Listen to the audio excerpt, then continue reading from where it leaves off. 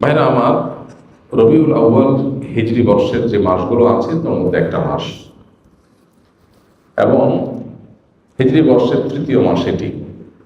রবিউল আউয়ালের এই মাসটি নবী করিম সাল্লাল্লাহু আলাইহি সাল্লামের ওফাতের মাস, এবং অনেক ইতিহাসবিদদের মতে বেলাদতের জন্ম লাভেরও মাস। যদি নবী সাল্লামের জন্মের তারিখ, অ্যাকচুয়াল টাইম, মাস, এটা নিয়ে অনেক মত পার্থক্য আছে। এখন কেউ বলতে পারেন মত পার্থক্য কেন আছে? তার কারণ হলো, সে যুগে মানুষ জন্মের তারিখ সংরক্ষণের ব্যাপারে এখন আমরা যতটা সিরিয়াস, বা আমরা যত জন্ম হলে সাথে সাথে তারিখ নোট করে ফেলি, তখনকার মানুষের মধ্যে এটা এত গুরুত্ব ছিল না। ওই সময় তো অনেক পরের কথা, 1450 বছর। এখন থেকে 50 বছর, 100 বছর আগেও যদি আমরা চলে যাই, 100 বছর যাওয়া লাগবে না, 20-30 বছর আগেও যদি চলে যাই, অনেকের দেখবেন যে আমাদের জন্মের তারিখে ঠিক নেই, মা বাবা খেয়াল করেন নাই। বাট এখন মানুষ অনেক এলাকা গ্রামে একদম তারিখটা লিখে রাখে, কারণ জন্ম নিবন্ধন তো করতে হয়। তো আগে যত পিছনে যাবেন এটার তত গুরুত্ব ছিল না। নবী করিম সাল্লাল্লাহু আলাইহি ওয়াসাল্লাম ব্যাপারটা হলো, তিনি যখন জন্মগ্রহণ করেছেন তখন আল্লাহর কিতাবে, আল্লাহর ইলমে তিনি নবী ছিলেন। মক্কার মানুষজন কি জানতো না। কুরাইশ বংশের অন্য 10টা বাচ্চার মতো একটা বাচ্চা জন্ম নিয়েছে বলে তারা মনে করেছে। এই যে একজন নবীর আগমন, এটা তো মানুষ টের পায়নি, কিন্তু যখন তার মৃত্যু হয়, দুনিয়া থেকে চলে যান, তখন তো দুনিয়া জানে তিনি নয়। এই জন্য মৃত্যু দিবসটা যেভাবে সংরক্ষিত, জন্ম দিবসটা সেভাবে সংরক্ষিত না। সেটা যাই হোক, জন্ম দিবস, মৃত্যু দিবস দুইটাই এই মাসে আমরা ধরেই নিলাম, রবিউল আউয়াল মাসে। তাহলে এই মাসের আমল কি? উত্তর হলো যে এই মাসের জন্য আলাদা করে স্পেশাল কোনো আমল নাই। আমল হলো সারা মাসের, সারা বছরে। সেটা কি? সেটা হলো নবী করিম সাল্লাল্লাহু আলাইহি সাল্লামের সুন্নাহকে অনুসরণ করা, তাকে সবকিছুর চাইতে, সবার চাইতে বেশি ভালোবাসা দেওয়া, এবং তার আদর্শকে নিজের মধ্যে ধারণ করা। এই কাজগুলো যদি আমরা করি, তার প্রতি ঈমানদার দাবিদার যারা, তাহলে ইনশাআল্লাহ কিয়ামতের ময়দানে তার সুপারিশ, তার সাথে জান্নাতে থাকা, আরো আল্লাহ তাআলা বিভিন্ন নেয়ামতের অধিকারী আমরা হতে পারবো। আর যদি আমরা রবিউল মাস আসলো আর 1-2টা মিলাদ পড়লাম, কিয়াম করলাম, বা কিছু আমল নবী সাল্লাল্লাহু আলাইহি ওয়াসাল্লামের মহব্বতের নামে করলাম, আর করে যদি মনে করি যে আমার দায়িত্ব আদায় হয়ে গেছে, সেটা ভুল হবে। আমাদের সমাজের মানুষের হলো, নেচার হলো যে রবিউল আউয়াল এলে তোমার গান গাই, ও রবিউল আউয়াল গেলে তোমায় ভুলে যাই। তো নবী সাল্লাল্লাহু আলাইহি ওয়াসাল্লামের ইত্তেবা কোনো মাসের সাথে সম্পৃক্ত না, সারা বছরের, সারা জীবনের জন্য। বিধায় রবিউল আউয়াল মাসের জন্য কোরআন অথবা হাদিসে আলাদা কোনো আমল, বিশেষ কোনো আমলের কথা বলা নেই। সম্মানিত 4টি মাস আছে, সেই 4টি মাসের কথা ভিন্ন, যেমন জিলকদ, জিলহজ, মুহররম আর রজব মাস। আর রমজান মাসের বিশেষ ফজিলত আছে। এর বাইরে বাকি মাসগুলো সবই সমান, এগুলোর বিশেষ স্পেশাল কোনো আমল নাই, যেমন রবিউল আউয়ালে আলাদা করে কিছু নাই। নবী করিম সাল্লাল্লাহু আলাইহি সাল্লামের জন্মের দিন হলো সোমবার। কি বার? সোমবার।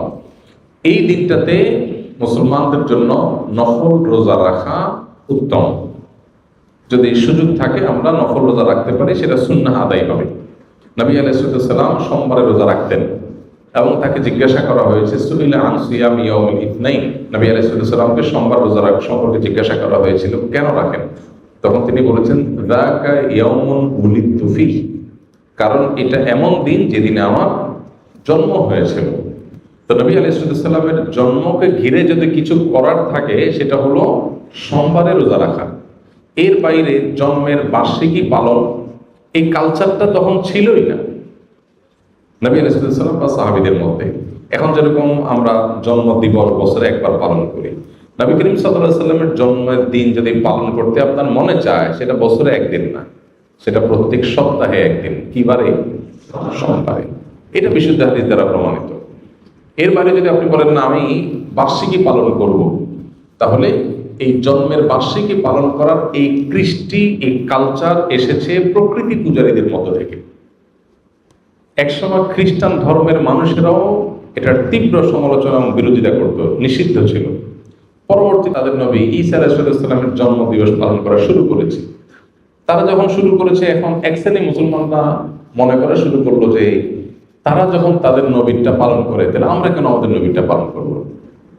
ভালো নিয়তেই তাদের অনুসরণ করার চিন্তা শুরু করেছে। অথচ নবী সাল্লাল্লাহু আলাইহি ওয়াসাল্লাম বলেছেন, একটা সময় আসবে তোমরা মুসলমানরা তারা তাদের অনুসরণ করবে, 1 বিঘত গেলে তোমরা 1 বিঘত যাবে, 1 হাত গেলে তোমরাও 1 হাত যাবে, তারা গর্তে গিয়ে ঢুকলে 2 সাপের তোমরাও সেখানে গিয়ে ঢুকবে।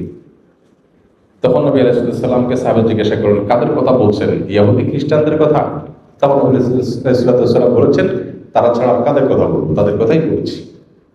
অর্থাৎ তারা যা করে আমরা তা করবো। এখন ওদের নবীর জন্মদিবস উদযাপনের নামে তারা ক্রিসমাস ডে পালন করে, যদিও সেদিন ঈসা আলাইহিস সালামের জন্ম হয়েছে কিনা সেটা আর এক ঐতিহাসিক বিতর্কের বিষয়, কিন্তু আমরা মুসলমানরা অনেকে মনে করি তাহলে আমরা আমাদের নবী মুহাম্মদ সাল্লাল্লাহু আলাইহি ওয়াসাল্লামের জন্মদিবস অনুসরণ করব। আমাদের নবী মুহাম্মদ সাল্লাল্লাহু আলাইহি ওয়াসাল্লামের জন্মের পর উনি দুনিয়াতে বেঁচে ছিলেন কত বছর? 63 বছর। ওনার মৃত্যুর পর সাহাবীরা প্রায় 100 বর্ষের মতো, সর্বশেষ সাহাবী দুনিয়া থেকে যাওয়ার ইতিহাসটা প্রায় কয়েক যুগ, 100 বর্ষের মতো। এবং খোলাফায়ে রাশেদা তারপরে দুনিয়াতে বেঁচে ছিলেন কত বছর? 30 বছর। তাহলে শুধু খোলাফায়ে রাশেদের কথাই যদি বলি, নবী সাল্লাল্লাহু আলাইহি ওয়াসাল্লামের 63 আর 4 খলিফার 30, তাহলে কত হয়? 93 বছর। ইসলামের স্বর্ণযুগে খোদ নবী সাল্লাল্লাহু আলাইহি ওয়াসাল্লাম এবং 4 খলিফার এই 93 বছরের একটা বছর এমন পাওয়া যায় না যে বছরে একবার নবীজির জন্মদিবস তিনি নিজে অথবা তার কোনো খলিফা, কোনো সাহাবী পালন করেছেন। তো তাদের চাইতে কি আমরা তাকে বেশি ভালোবাসি? আল্লাহ কোরআনে যাদের প্রশংসা করেছেন তার নবীর অনুসারী হিসাবে, তো তিনি নিজে যেটা করেন নাই, তার খলিফারা যেটা করেন নাই, তার সাহাবীরা যেটা করেন নাই, এখন খ্রিস্টানদেরটা দেখে দেখে আমরা করব, এটা ইসলাম না, এটা ইসলামের নামে বিভ্রান্তি। আল্লাহ আমাদেরকে বোঝার তৌফিক দান করুন। আমরা যদি নবী আলাইহিস সালামের প্রতি মহব্বত এর দাবিদার হই, তাহলে ইন্নাল মুহিব্বা লিমান ইউহিব্বু ইউতিউ, যে কাউকে ভালোবাসার দাবি করে সে তার কথা শুনে। তো নবী সাল্লাল্লাহু আলাইহি ওয়াসাল্লামের কথা যদি শুনি আমরা, তাহলে ইহুদি খ্রিস্টানদের সাথে মিল রাখতে হবে নাকি বেমিল? কারণ তিনি তো বলেছেন খালিফুল ইয়াহুদ, ওদের ব্যতিক্রম করবে। প্রতি রাকাত নামাজে আপনি বলতেছেন গায়রিল মাগদুবি আলাইহিম ওয়ালাদ-দাল্লিন, আল্লাহ ইহুদিদের মতো আপনার গজবপ্রাপ্ত আর খ্রিস্টানদের মতো গোমরাহ যেন আমি না হই, এই 2 পথে যেন আমি না চলি। আর আপনি এদিকে নবীর মহব্বতের নামে সেই পথে যদি চলেন, তাহলে সেটা কি হলো? আমাদের যে সমস্ত ভাইরা মিলাদুন নবী উপলক্ষে বিভিন্ন উদযাপন করেন, ওনার নবী সাল্লাল্লাহু আলাইহি ওয়াসাল্লামের মহব্বতেই করেন, এতে কোনো সন্দেহ নেই। নবী করিম সাল্লাল্লাহু আলাইহি ওয়াসাল্লামের ভালোবাসাতেই করেন। ভালোবাসাটা নবী আলাইহিস সালামের প্রতি ভালোবাসাটা, আবেগ থাকাটা প্রশংসনীয়, কিন্তু আমাদের ভালোবাসার প্রকাশ হতে হবে সুন্নাহ সম্মতভাবে। কিভাবে? সুন্নাহ সম্মতভাবে। এখন অনেকে বলে যে ভাই ভালোবাসার কোনো প্রমাণ লাগে না, ভালোবাসার কোনো প্রমাণ লাগে না। তো ভালোবাসার কোনো প্রমাণ লাগে না, যা খুশি করা যাবে ভালোবেসে, এটা কথা হলো? তো কোরআনে আল্লাহ তাআলা বলেছেন, কুল ইন কুনতুম তুহিব্বুনাল্লাহ ফাত্তাবিউনি, হে রাসূল বলে দেন তোমরা যদি আল্লাহকে ভালোবাসো এটা দাবি করো, তাহলে আমার অনুসরণ করো, প্রমাণ করো। নবীর অনুসরণ করলে প্রমাণ হবে তুমি কাকে ভালোবাসছো? আল্লাহকে ভালোবাসছো। তাহলে ভালোবাসার প্রমাণ লাগে কি লাগে না? মুখে ভালোবাসার কথা বলে আপনাকে ভালোবাসি আমি, এর প্রমাণ কি? আমি আপনার সাথে 6 মাস কথা বলতেছি, হইল? ভালোবাসলে তো আমি আপনার সাথে কথা বলবো, আপনার কথা শুনবো, তাই না? তো নবী করিম সাল্লাল্লাহু আলাইহি ওয়াসাল্লাম আমাদেরকে কি বলেছেন, কি দিয়ে গেছেন? তিনি বলেছেন তারাকতু ফিকুম আমরাইন, তোমাদের মধ্যে 2টা জিনিস রেখে গেলাম, কিতাবুল্লাহ ও সুন্নাত রাসূলি, আল্লাহর কিতাব আর তার রাসূলের সুন্নাহ। এখন যদি আপনার এই কাজ যেটা নবী সাল্লাল্লাহু আলাইহি ওয়াসাল্লামের মহব্বতে করতেছেন, এটা যদি কিতাবুল্লাহ থাকে করেন, অথবা রাসূলের জীবনে থাকে তাও করেন, এই দুটোর কোনোটা নাই করবেন না। এটি হলো দ্বীন, এটা হলো ইসলাম। ইসলামের মধ্যে মন গড়া কিছু মধ্যখান থেকে প্রবেশ করলে তার নাম কি? বিদআত। আর সমস্ত বিদআতের ঠিকানা কোথায়? জাহান্নাম। নবী করিম সাল্লাল্লাহু আলাইহি ওয়াসাল্লাম পরিষ্কারভাবে বলেছেন, ইয়াকুম ওয়া মুহদাসাতিল উমুর ফাইন্না কুল্লা মুহদাসাতিন বিদআহ ওয়া কুল্লা বিদআতিন দালালাহ ওয়া কুল্লা দালালাতিন ফিতনাহ। সমস্ত বিদআতই গোমরাহি, আর সমস্ত গোমরাহি ঠিকানা জাহান্নাম। অনেকগুলো হাদিসে নবী সাল্লাল্লাহু আলাইহি ওয়াসাল্লাম আমাদেরকে সতর্ক করেছেন। এজন্য আমাদের যে ভাইরা এই বিষয়গুলো উদযাপন করেন, ওনারা নবী সাল্লাল্লাহু আলাইহি ওয়াসাল্লামের মহব্বতই করেন। এবং সন্দেহাতীতভাবে এটা প্রশংসার বিষয় যে নবী সাল্লাল্লাহু আলাইহি ওয়াসাল্লামের মহব্বত আছে, কিন্তু মহব্বত অনুযায়ী কাজ করতে হবে সুন্নাহর উপর আমল করার মধ্য দিয়ে। আল্লাহ আমাকে আমাদের সব ভাই বোনদেরকে বোঝার তৌফিক দান করুন। এই বিষয়গুলো নিয়ে আমাদের মধ্যে যেন ইগোর কোনো বিষয় না হয়, যে এটা আমি একটা পক্ষ সে একটা পক্ষ, পাল্টাপাল্টি, এটা যেন না হয়। আমি যেটাকে সুন্দর সঠিক মনে করি সেটা আমি বলবো বিনয়ের সাথে। আর অন্য কোনো ভাই যদি ভিন্ন কিছু করেন তো তার প্রতি আমার মুসলিম ভাই হিসাবে আমার ভালোবাসা ঠিকই থাকবে, সিম্পাথি থাকবে যে আমার ভাই ভুল বুঝছেন।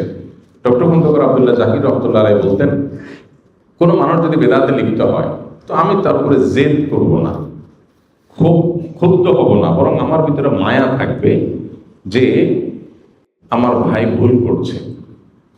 কিছুটা ক্ষুব্ধ, কিছুটা মনে কষ্ট হওয়া তো স্বাভাবিক, কিন্তু তাকে শত্রু বানাবো না। আমি মনে করবো আমার ভাই ভুল করছে, আমার কষ্ট লাগবে। সো এই মানসিকতা যদি থাকে তাহলে সমাজে ইনশাআল্লাহ আমরা সুন্দর থেকে সুন্দরতর সমাজ গড়ে তুলতে পারবো এবং পারস্পরিক সৌহার্দ্য তৈরি হবে। ইসলামের নামে কাদা ছড়াছড়ি অনলাইনে অফলাইনে খুবই দুর্ভাগ্যজনক বাস্তবতা। সবাই যার যার মতের সপক্ষে যুক্তি আলোচনা করতেই পারেন, কিন্তু অন্যের প্রতি শ্রদ্ধা থাকা দরকার একজন মুসলমান হিসাবে অন্তত। এই ঈদ মিলাদুন নবী যারা বিদআত বলবে তারা নাকি কাফের হয়ে যাবে, তাদের বউ নাকি অটোতালাক হয়ে যাবে। মূলত যারা এই টাইপের কথা বলেন ওনাদের মূল দাবিটা থাকে এরকম যে নবীর যদি কেউ দুশ্মন হয়, নবীর দুশ্মনী করে, নবী সাল্লাল্লাহু আলাইহি সাল্লামের প্রতি যদি কেউ গোস্তাখি করে, বেয়াদবি করে, অমর্ণাকার কিছু করে, তাহলে তো ঈমান চলে যাবে, ঈমান গেলে তো বউ তালাক হয়ে যাবে। এখন কথা হলো যে মিলাদুন নবী না করলে কি নবীর অবমাননা করা হয় বা নবীকে অসম্মান করা হয়, নবীর সাথে বেয়াদবি করা হয়, নাকি নবী আলাইহিস সালামের আনুগত্যকে অক্ষরে অক্ষরে মানতে গিয়ে করা হয় না? তো নবী করিম সাল্লাল্লাহু আলাইহি সাল্লামকে আনুগত্য করতে গিয়ে যদি সে এটা থেকে বেঁচে থাকে, কারণ আয়েশা রাদিয়াল্লাহু আনহা বলেছেন, মান আহাদাসা ফি আমরিনা মা লাইসা মিনহু ফাহুয়া রাদ, যে ব্যক্তি আমাদের দ্বীনের বিষয়ে কোনো কিছু নতুন সৃষ্টি করলো যেটা দ্বীনের অংশ না, সেটা বাতিল, সেটা বাদ দিয়ে রাখতে হবে। তো সেজন্য যদি কেউ জন্মদিবস পালনের কালচারকে যদি কেউ অ্যাভয়েড করে, যে নবীজি নিজেও করেন নাই, সাহাবীরাও করেন নাই, খোলাফার রাশিদরাও করেন নাই, সেটা আমি কেন করতে যাব, এই জায়গা থেকে কেউ যদি বিরত থাকে সে বরং সাচ্চা মুসলমান হওয়ার দলিল হবে। বাকি নবীর দুশ্মনী করলে তার জন্য এই কথা ঠিকই আছে, কিন্তু কেউ মিলাদ না পড়া মানে সে নবীর দুশ্মন, এটা তো বড় মুশকিল কথা। এখন ব্যাপারটা কেমন হয়ে গেল একটা উদাহরণ দিয়ে ছোট করে ধরেন, আমি আপনাকে বললাম যে আপনি যদি ভালো মানুষ হয়ে থাকেন তাহলে আমাকে একটা চা খাওয়ান। একটা উদাহরণ জাস্ট বোঝার জন্য। আপনি চাটা খাওয়ালেন না, না ভাই আপনার চা খান, তাহলে আপনি তো খারাপ মানুষ। আমি একটা ক্রাইটেরিয়া সেট করলাম ভালো মন্দের করে, ওইটা দিয়ে আমি ভালো খারাপ সার্টিফিকেট দেওয়া শুরু করে দিলাম। কেমন হলো বিষয়টা? এখন আমি মিলাদুন নবী উদযাপন করি, বলি, করি, এটাকে ভালো মনে করি। এখন এইটা একটা আমার কাছে ক্রাইটেরিয়া, আমি এটা দিয়ে বললাম মিলাদুন নবী করেন, আপনি করেন না, নবীর দুশমন। ব্যাপারটা এরকম হয়ে গেল না? যেমন এই যে আপনার আমাদের দেশের স্বাধীনতার জন্য, আমাদের মাতৃভাষায় কথা বলার অধিকার এনে দেওয়ার জন্য যে মানুষগুলোর জীবন দিতে হয়েছে, আমরা তাদের প্রতি কৃতজ্ঞ না অকৃতজ্ঞ? কৃতজ্ঞ। মাল্লাম ইয়াশকুরিন নাস লাম ইয়াশকুরিল্লাহ, বান্দা শুকর আদায় না করলে আল্লাহ শুকরও আদায় হয় না। তো যাদের মাধ্যমে আমরা দেশ পেয়েছি, মায়ের ভাষায় কথা বলার অধিকার পেয়েছি, তাদের প্রতি জুলুম হয়েছে, আমরা অবশ্যই তাদের প্রতি কৃতজ্ঞ। কৃতজ্ঞতা আদায় করে আমরা তাদের জন্য মনের ভেতর থেকে দোয়া করি, আল্লাহ আপনি তাদেরকে মাগফিরাত দিয়ে জান্নাতের আলা মাকাম দান করেন। এখন আপনি বলতেছেন ভাই, আমি আমাদের স্বাধীনতা যুদ্ধে শাহাদাত বরণকারী মানুষদের জন্য, ভাষা আন্দোলনের শাহাদাত বরণকারী মানুষদের জন্য একটা আলোচনা অনুষ্ঠান করব। এখানে 5 লাখ টাকা খরচ হবে, আপনি 10,000 টাকা দিবেন চাঁদা। খরচ থেকে আসবে, খরচের জন্য দিবেন। আপনি দিলেন না, আমি বললাম আপনি স্বাধীনতা বিরোধী, আপনি দেশ বিরোধী। চাঁদা দেন নাই কিসের জন্য? স্বাধীনতা যুদ্ধে শাহাদাতকারীদের প্রোগ্রামের জন্য। ভাই আপনি এটা ক্রাইটেরিয়া সেট করে যদি আমাকে বলেন যে ভাই আপনার ভিতরে দেশপ্রেম নাই, কেন? কারণ আপনি বেদিতে ফুল দিতে যান নাই। ভাই আপনি তো বেদিতে ফুল দিতে গেছেন, আমি তো দোয়া করছি। ফুল দিয়েছেন যে এটা কি শহীদের কবরে গেছে, কিন্তু আমার দোয়াটা তো তার কাছে যাবে, তো কাজের কাজটা তো আমি করলাম। এখন আপনি আমার বলছেন ভাই দেশপ্রেম নাই, কেমন হবে জিনিসটা? ঠিক একইভাবে মিলাদুন নবী কেউ পালন করছেন নবী করিম সাল্লাল্লাহু আলাইহি ওয়াসাল্লামের মহব্বতে, আপনি করছেন, এখন বলতেছেন ভাই এইটা না করলে নবীর দুশমন। কেমন হয়ে গেল জিনিসটা? আপনি একটা ক্রাইটেরিয়া সেট করে ওইটা দিয়ে নবীর দুশমন সবাইকে মাফ করছেন, এটা সঠিক না। আল্লাহ আমাদের ভাইদেরকে বোঝার তৌফিক দান করুন। লেখা দেখে দেখে পড়েন, ইউটিউব থেকে দেখে দেখে পড়েন, কিন্তু পড়েন বড় হৃদয়গ্রাহী ভাই, বড় মর্মস্পর্শী। ইমানদার এটার অর্থের দিকে তাকায় যদি পড়ে তো তার অন্তর না গলে পারে না। ইস্তেগফার সম্পর্কে কোন কোন হাদিসের ভাষ্যের মধ্যে মান লাজিমাল ইস্তেগফার ভাষ্য এসেছে, অর্থাৎ যে ব্যক্তি ইস্তেগফারকে আঁকড়ে ধরবে, এটাকে কন্টিনিউয়াসলি করবে, ইস্তেগফার কখনো ছাড়বে না, সবসময় তার মধ্যে ইস্তেগফার অব্যাহত থাকবে, ওই ব্যক্তিকে আল্লাহ রাব্বুল আলামিন বিভিন্ন পেরেশানি থেকে সারপ্রাইজড হওয়ার মতো এমন এমন পথ বের করে দিবে যে সে চিন্তাও করে নাই। তার পেরেশানি থেকে মুক্তির পথ আল্লাহ তাআলা দেখায় দিবেন। ইস্তেগফার কিভাবে করবেন ভাই? ইস্তেগফার এমন একটা আমল, এটা ছাড়া তো আমাদের উপায় নাই ভাই। ইস্তেগফার আমাদের দুনিয়ার পেরেশানি দূর করবে, আখিরাতের পেরেশানি দূর করবে। দুনিয়ার পেরেশানি আমাদের বিপদ আপদ মুসিবত, এগুলো রিজিকের অনটন অভাব এগুলা, আর আখিরাতের পেরেশানি হলো আমাদের পাপ গুনাহ এগুলা। কোরআনে কারিমে আল্লাহ রাব্বুল আলামিন সূরা নূহের মধ্যে আল্লাহ নবী নূহ আলাইহিস সালাম তার সম্পর্কে বলছেন, ফাকুলতুস্তাগফিরু রাব্বাকুম ইন্নাহু কানা গাফফারা ইউরসিলিস সামাআ আলাইকুম মিদরারা ওয়া ইউমদিদুকুম বিআমওয়ালিন ওয়া বানিন ওয়া ইয়াজআল লাকুম জান্নাতিন ওয়া ইয়াজআল লাকুম আনহারা। তিনি বলেন, আমি বলেছি আমার জাতিকে তোমরা ইস্তেগফার কাছে ইস্তেগফারটা করতে থাকো। রুটি রুজি নাই, চাকরি নাই, ইনকাম নাই, ব্যবসা খারাপ যাচ্ছে, পেরেশানি হচ্ছে, ইস্তেগফার ধরো, কি হবে? ইন্নাহু কানা গাফফারা। যদি ইস্তেগফার করো, এক নম্বর লাভ হলো আল্লাহ মাফ করে দিবেন গুনাহ। ইউরসিলিস সামাআ আলাইকুম মিদরারা, যাতে ফসল ভালো হয়, রিজিক ভালো হয়, সেই ব্যবস্থা আল্লাহ করবেন। ওয়া ইউমদিদুকুম বিআমওয়ালিন ওয়া বানিন, ছেলে মেয়ে হয় না অথবা ভালো ছেলে মেয়ে নাই, আল্লাহ তাআলা নেক সন্তান দিয়ে তোমাকে শক্তিশালী করবেন, সম্পদ দিয়ে শক্তিশালী করবেন। ওয়া ইয়াজআল লাকুম জান্নাতি ওয়া ইয়াজআল লাকুম আনহারা, আল্লাহ তাআলা প্রসবন দিবেন, ফসল দিবেন, বরকত দিবেন রুজিতে। কিসের মাধ্যমে? ইস্তেগফার। কিসের মাধ্যমে ভাই? ইস্তেগফার। আহা, ইস্তেগফারের আমল আমাদের দেশে মানুষ আমরা জানি না ভাই। এটাও আরবদেরকে আমি দেখেছি, সারাক্ষণ তারা অবসর সময়গুলোতে ইস্তেগফার করতে থাকে, আস্তাগফিরুল্লাহ ওয়া আতুবু ইলাইহি, আস্তাগফিরুল্লাহ আস্তাগফিরুল্লাহ। মানে কি? আল্লাহর কাছে আমি ক্ষমা প্রার্থনা করি, আল্লাহর কাছে আমি মাপ চাই, আল্লাহর কাছে আমি তওবা করি, আল্লাহর দিকে আমি ধাবিত হই, আল্লাহর কাছে আমি ফিরে যাই, আস্তাগফিরুল্লাহ আস্তাগফিরুল্লাহ। আপনি বসে আছেন নিরিবিলি, ভাইরা আমার, এখন আর নিরিবিলি বলতে কোনো সময় নাই, এখন আর ফ্রি টাইম নাই, এখন আর আমাদের অবসর টাইম নাই। আস্তাগফিরুল্লাহ কখন বলবো? মোবাইল টিপতে টিপতে টিপতে টিপতে, ফেসবুকের নোটিফিকেশন দেখতে দেখতে দেখতে, লাইক কমেন্ট গুনতে গুনতে আমাদের এখন কোনো ফুরসত নাই। বাহিরে তো নাই, টয়লেটে গেলেও তখন আমাদের ব্যস্ততা মোবাইল নিয়ে, ফেসবুক নিয়ে, ঘুমাইতে গেলেও আমাদের ব্যস্ততা। ও ভাই আমার, অথচ আমার হায়াত শেষ হয়ে যাচ্ছে, আমল নামার শূন্য খালি, ফেসবুক টিপাটিপিতে পরিপূর্ণ। আল্লাহর কাছে কি নিয়ে যাবেন? ইস্তেগফার করবেন তো ইনশাআল্লাহ? অবসর সময় ইস্তেগফার করবেন তো ইনশাআল্লাহ? নিরিবিলি আছেন, একাকী আছেন, ইস্তেগফার চালায় দেন। 10 সেকেন্ড টাইম পাইছেন, ইস্তেগফার শুরু করে দেন। ডাক্তারের কাছে গেছেন, ওয়েটিং এ আছেন, বসে আছেন, ইস্তেগফার করতে থাকেন। সিরিয়াল আছেন কোন কাজের, ইস্তেগফার করতে থাকেন। ডিউটিতে যাচ্ছেন, গাড়িতে, বাইসাইকেলে, বাইকে, যে কোনো ভাবে পায়ে হেঁটে ইস্তেগফার করতে থাকেন। যে কোনো অবসরের সময়গুলোকে ইস্তেগফার দিয়ে পরিপূর্ণ করে দেন। ভাইরা আমার, ইস্তেগফার সকল সমস্যার সমাধান। ইস্তেগফারের ভিতরে সবচেয়ে শ্রেষ্ঠ ইস্তেগফার হলো সাইয়্যিদুল ইস্তেগফার। সাইয়্যিদুল ইস্তেগফারটা যদি মুখস্থ না পারেন, অন্তত লিখিত ভার্সনটা পড়েন। সাইয়্যিদুল ইস্তেগফারের যে অর্থ, এটার যে মর্ম, বড় হৃদয়গ্রাহী ভাই, বড় মর্মস্পর্শী। ইমানদার এটার অর্থের দিকে তাকায় যদি পড়ে তো তার অন্তর না গলে পারে না। আল্লাহুম্মা আনতা রব্বি, হে আল্লাহ আপনি আমার রব, আপনি আমার পালনকর্তা লাগেন, আপনার সাথে আমার এই সম্পর্ক, আমি আপনার গোলাম, আপনি আমার রব, এই সম্পর্কটা আপনার সাথে আছে। আল্লাহুম্মা আনতা রাব্বি লা ইলাহা ইল্লা আনত। ও আল্লাহ, আপনি ছাড়া আমার ইবাদত, আমার গোলামি, আমার দাসত্ব, উপাসনার উপযুক্ত আর কেউ নাই।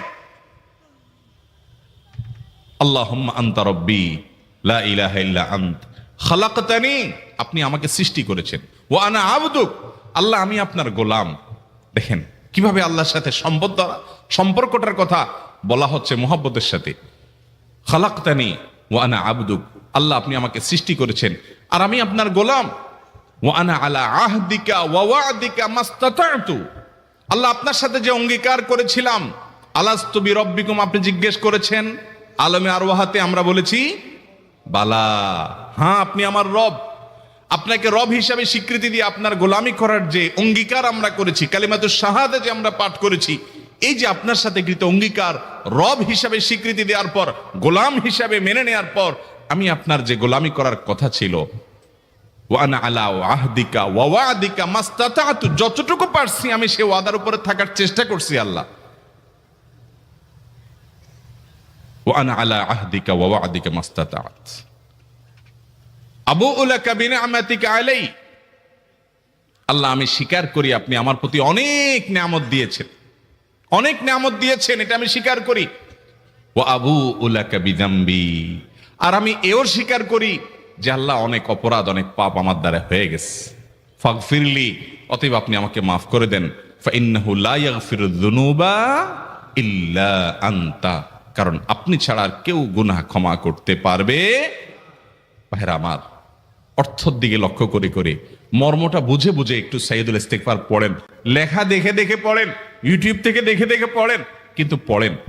আল্লাহুম্মা আনতা রাব্বি লা ইলাহা ইল্লা আনত খালাকতানি ওয়া আনা আবদুক ওয়া আনা আলা আহদিকা ওয়া ওয়া'দিকা মাস্তাতা'তু আউযু বিকা মিন শাররি আবুউ লাকা বিনি'মাতিকা আলাইয়া ওয়া আবুউ লাকা বিযামবি ফাগফিরলি ফাইন্নাহু লা ইয়াগফিরুয যুনুবা ইল্লা আনতা। এটা হলো বড় ইস্তিগফার।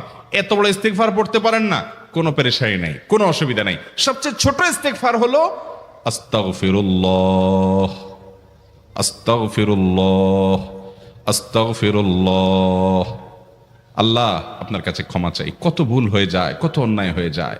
ভাইরা আমার, এটা হলো রিমুভার। ভুল করে কিছু লিখছেন, রিমুভ করে ফেলছেন, শেষ হয়ে গেছে। আপনি ঘন ঘন ইস্তিগফার পড়তে থাকেন, অগণিত ভুল হয়, অগণিত ত্রুটি হয়, বারবার ইস্তিগফার এগুলোকে সবগুলোকে শেষ করে দেয়।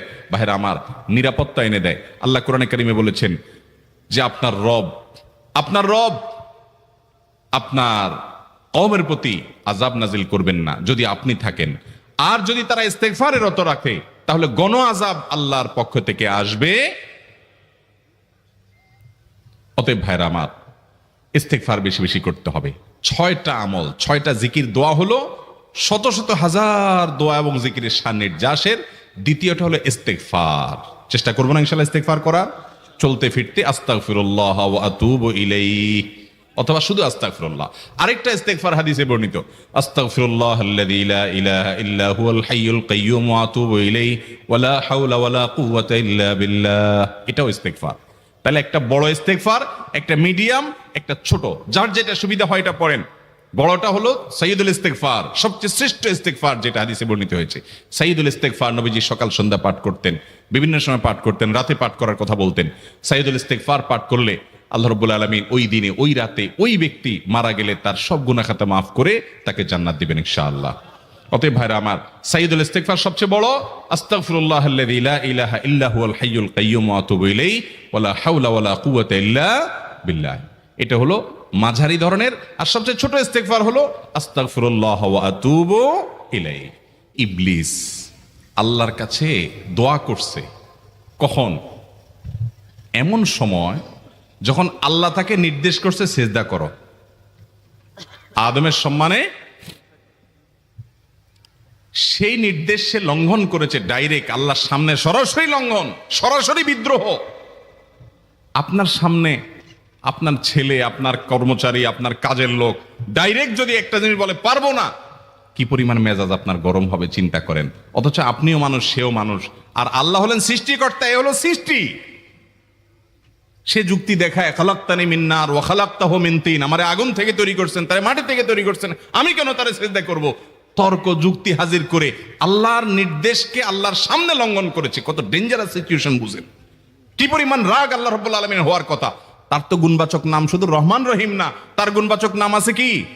কাহার, জব্বার। তো আল্লাহ রাব্বুল আলামিনের এই গুণবাচক নামও তো আছে। তিনি হচ্ছে প্রচন্ড রকমের কাহারের অধিকারী। তো আল্লাহর সামনে ডাইরেক্ট তার আদেশকে লঙ্ঘন করেছে, হঠকারিতা দেখিয়েছে, অহংকার করেছে, দম্ভ দেখিয়েছে, এত বড় বেয়াদবি করেছে। ওই টাইমে আল্লাহ তাআলা তো রাগ হওয়ার কথা। ওই রাগের সময়, ওই কঠিন সময় ইবলিস যখন আল্লাহ তাকে বললেন, যাও ফখরুজ মিনহা ফাইন্নাকা রাজিম, জান্নাত থেকে বের হও, তুমি বিতাড়িত। আল্লাহ রাগ হয়ে তাকে জান্নাত থেকে বের করে দিলেন। ভাইরা আমার, এই রকম সময় পর্যন্ত ইবলিস দোয়া করে বসছে। কি দোয়া করছে? রব্বি আনজিরনি ইলা ইয়াউমি ইউবআসুন, আল্লাহ আমাকে সুযোগ দেন, কিয়ামত পর্যন্ত হায়াতটা দেন আমারে। দোয়া করে বসছে। কিন্তু আল্লাহ তাআলা কি করছেন? আল্লাহ বলছেন, তো বড় সাহস তোর, বেটা মাত্র সিজদা করতে বলছেন করলি না, কমবখত, আবার দোয়া করস। আল্লাহ সেটা বলেন নাই। আল্লাহ কি করছেন? ইন্নাকা মিনাল মুনজারিন, যাও তোমাকে সুযোগ দেয়া হলো। সুবহানাল্লাহ। ইবলিস যদি আল্লাহর রাগ হওয়ার মতো সময়ে, ক্রোধ হওয়ার মতো সময়ে আল্লাহর সামনে আল্লাহর সরাসরি অবাধ্য হয়ে আল্লাহ তাকে বের করে দিচ্ছেন বিতাড়িত শয়তানকে, ওই টাইমে যদি দোয়া করার পর ইবলিসের দোয়া কবুল হয়, ও মুসলমান, আপনি আল্লাহর গোলাম হিসেবে নিজেকে স্বীকার করেন, আপনি যত পাপিষ্ঠ হন না কেন, আপনার দোয়া কেন কবুল হবে না? আল্লাহর কাছে দোয়া করবো না ইনশাআল্লাহ? ইবলিসই আমাদেরকে বুঝায়, ফুসলায়, তুই কোন মুখে দোয়া করবি আল্লাহর কাছে? তোর নামাজের ঠিক নাই, তোর ইবাদতের ঠিক নাই, এত আকাম কুকাম করস ফেসবুকে, ইউটিউবে, তোর মতো 2 নম্বর একটা মানুষ, কোন মুখে আল্লাহর কাছে দোয়া করবি? থাক, দোয়া করিস না। আমি কেমনে এই মুখ নিয়ে দোয়া করবি? এটা যখন আপনার মনের ভিতরে আসে, তখন বুঝবেন যে মিস্টার ইবলিস অ্যাক্টিভ হয়ে গেছে আপনার শরীরে। কথা কি বুঝাতে পারছি? আল্লাহর কাছে দোয়া করবেন তো ইনশাআল্লাহ?